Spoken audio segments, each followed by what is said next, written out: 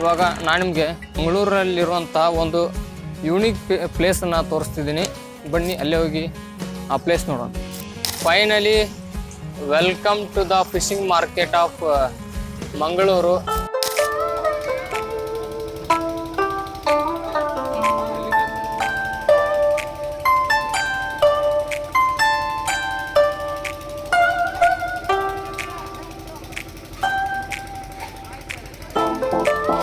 ಇದನ್ನ ಮಂಗಳೂರಿನ ಜನ ದಕ್ಕಿ ಅಂತ ಕರೀತಾರೆ.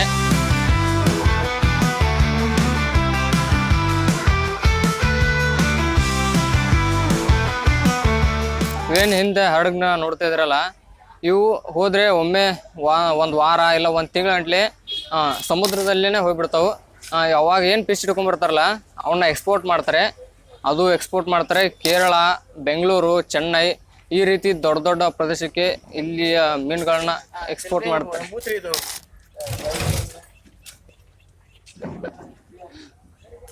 ಇಲ್ಲಿನ ಜನ ತುಂಬಾನೇ ಫ್ರೆಂಡ್ಲಿ. ವಿಡಿಯೋ ಮಾಡ್ತಾ ಇದ್ರೆ ನಮ್ದು ವಿಡಿಯೋ ಮಾಡಿ ಅಂತಾರೆ. ಈ ರೀತಿ ಗಾಡಿಗಳಿಗೆ ಲೋಡ್ ಮಾಡಿ ಬೇರೆ ಬೇರೆ ಪ್ರದೇಶಕ್ಕೆ ಅವನ್ನ ಕಳಿಸ್ತಾರೆ.